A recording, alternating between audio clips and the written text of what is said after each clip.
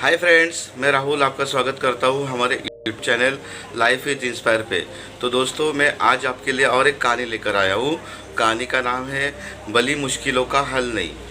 भगवान बुद्ध ने क्यों कहा होगा कि बली मुश्किलों का हल नहीं, देखते हैं इस कहानी में।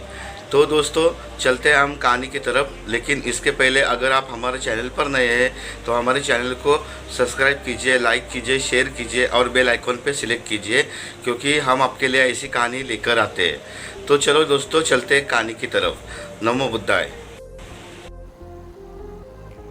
बली मुश्किलों का हल नहीं। राजा अजातशत्रु का राज्य बहुत अच्छा चल रहा था, किंतु कहते हैं ना कि समय हमेशा एक जैसा नहीं रहता। ऐसा ही अजातशत्रु के साथ हुआ।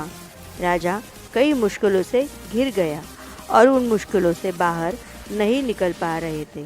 उन्होंने कई युक्तियां अपनाई, लेकिन असफल रहे। एक दिन उनकी मुलाकात एक तांत्रिक से हुई। राजा ने तांत्रिक को अपनी मुश्किलें बताई। तांत्रिक ने राजा की बातों को ध्यान से सुना, फिर उसने एक उपाय बताया।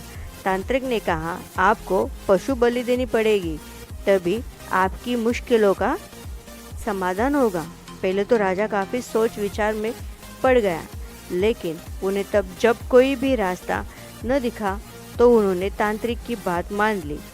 तांत्रिक के कहे एक बड़ा अनुष्ठान किया गया। पशुओं को मैदान में बलि देने के लिए बांध दिया गया। संयोगवश उस समय महात्मा बुद्ध राजा के नगर में पहुँचे। वे उसी स्थान से गुजर रहे थे जहाँ पर राजा ने अनुष्ठान करवाया था।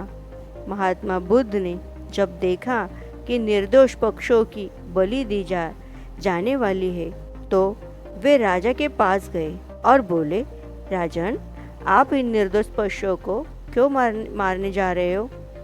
राजा बोले, महात्मा जी, मैं इन्हें मारने नहीं, अपितु राज्य के कल्याण के लिए इनकी बलि देने जा रहा हूँ, जिससे सारे राज्य का कल्याण होगा। महात्मा बुद्ध बोले, क्या किसी निर्दोष जीव की बलि देने से किसी का भला भी हो सकता है? थोड़ा सा रुककर महात्मा बुद्ध ने जमीन से एक तिनका उठाया और राजा को देते हुए बोले, इसे तोड़कर दिखाइए। राजा ने तिनके 2 टुकड़े कर दिए। बुद्ध बोले, इसे अब पुनः जोड़ दे। राजा बोले, महात्मा जी, ये आप कैसे बात कर रहे? इसे तो अब कोई भी नहीं जोड़ सकता। तब बुद्ध राजा को समझाते हुए बोले, राजन, जिस प्रकार इस तिनके के टूट जाने के बाद आप इसे नहीं जोड़ सकते, ठीक उसी प्रकार जब आप इन पशुओं की बलि देंगे तो ये निर्दोष जीव आपके कारण मृत्यु को प्राप्त होंगे और इन्हें आप द्वारा जिंदा नहीं कर सकते, बल्कि इनके मरने के बाद आपको जीवन हत्या का दोष लगेगा और आपकी मुश्किलें कम होने के बजाय और भी कहीं अधिक बढ़ जाएगी, क्योंकि किसी भी निर्दोष जीव को मारकर कोई भी व्यक्ति खुशी प्राप्त नहीं कर सकता। आपकी समस्या का हल निर्दोष जीवों को मारने से कैसे हो सकता है? आप राजा हैं, आपको सोच विचार कर निर्णय लेना चाहिए। अगर आप सच में अपनी मुश्किलों का हल चाहते हैं तो दिमाग से काम लीजिए। मुश्किलें तो आती जाती रहती है, यही जिंदगी का सच है। किसी निर्दोष जीव को मारने से समस्या नहीं समाप्त होगी, बल्कि उसका हल आपको बुद्धि से निकालना होगा।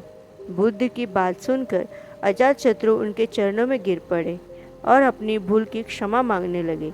अजातशत्रु ने ऐलान कर दिया कि अब से उनके राज्य में किसी निर्दोष जीव की हत्या नहीं की जाएगी।